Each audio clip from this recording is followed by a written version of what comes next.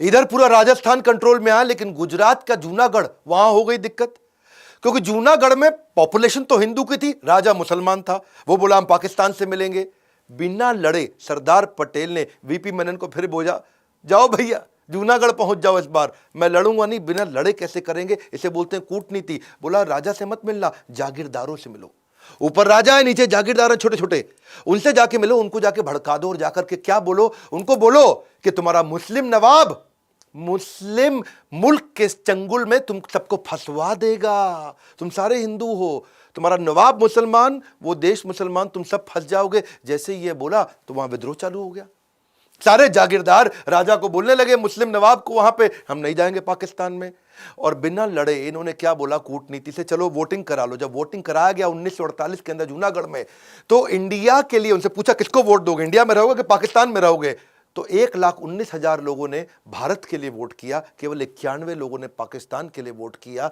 यहां से जूनागढ़ वापस आया। हैदराबाद में ज्यादा दिक्कत थी, क्योंकि हैदराबाद बड़ा बहुत था।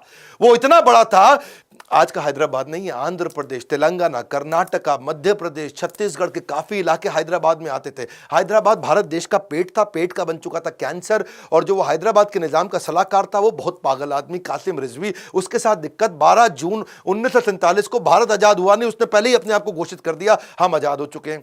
अब कितना सरदार पटेल उनको समझाए, ये उल्टा धमकी दे दे। ये बोले हम सबसे अमीर हैं, सबसे शक्तिशाली हैं, वास्तव में शक्तिशाली थे, और हमारे पे कोई कब्जा कर नहीं पाएगा, और भारत तुम्हारी क्या औकात, हम सेपरेट देश हो चुके हैं। अच्छा, पटेल युद्ध करना नहीं चाहते थे, क्योंकि वैसे ही इंडिया पाकिस्तान का बहुत जरा टसल चल ही रहा था। और ये लेकिन हैदराबाद वाले मान नहीं रहे। इन्होंने पाकिस्तान को 20 करोड़ रुपया उधार दे दिया, पाकिस्तान को और एम्पावर किए जा रहे थे, और ताकि पाकिस्तान कश्मीर में लड़ने के लिए भारत के खिलाफ हथियार खरीद सके। हिंदुओं का बलात्कार कर रहे, हत्या कर रहे, लूटपाट कर रहे। तो हैदराबाद एक ऐसा कैंसर था। अच्छा, इन्होंने कई डिस्कशन कर ली वहां निजाम के साथ में, और कई बार उन्होंने अग्रीमेंट ब्रेक कर दिया। आखिरी बार बोला सरदार पटेल ने, खत भेज रहा हूं तुमको, आखिरी मौका दिया जा रहा है। निजाम जब नहीं माने, पटेल ने सैन्य कार्रवाई का आदेश दिया। 5 दिन लड़ाई हुई, 5 दिन में हैदराबाद की फौज ने घुटने टेक दिए। हैदराबाद पूरे देश के अंदर वापस आकर के मिल दिया। इसी तरह कश्मीर में दिक्कत आ रही थी। अब कश्मीर में दिक्कत क्या थी, वहां के राजा थे हरि सिंह, वो कहते भाई हम भी नहीं मानेंगे, है जी, हम अलग देश, है जी, हमारा ही अलग देश हो गया। राजा हरि सिंह बोले यार मेरा तो प्लान ही अलग है, मैं इसको स्विट्जरलैंड बना दूंगा, कश्मीर बड़ा खूबसूरत है, इसको स्विट्जरलैंड बनाऊंगा, मेरी ज्योग्राफिकल कंडीशन बहुत अच्छी है। लेकिन हुआ क्या, अभी तो वो आके भारत में मिले नहीं थे। हुआ ये कि वहां से वो इंडिपेंडेंट रहना चाहते थे। वहां से पाकिस्तान ने क्या गलती कर दी, 22 अक्टूबर 1947 को कबालियों के माध्यम से उन्होंने जेएनके पे हमला कर दिया, और कश्मीर के जो लोकल मुस्लिम थे वो कबालियों के पाकिस्तानियों के साथ मिल गए। और जैसे ही वो पाकिस्तान के साथ मिल गए, राजा हरि सिंह या बहुत दिक्कत में आ गए।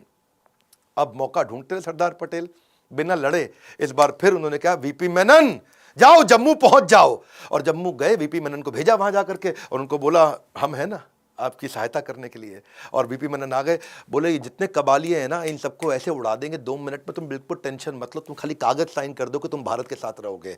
और इंस्ट्रूमेंट ऑफ एक्सेशन लेके गए कि भाई हम तुम हमारे साथ मिलने वाले हो। और जाके राजा हरि सिंह ने तुरंत साइन कर दिया, बोला मरता क्या ना करता, मेरे को भारतीय फौज की मदद चाहिए इस समय, कबालियों से हमको बचा लो। और भारतीय फौज वहां पहुंच गई, कबालियों को उखाड़ के खत्म कर दिया।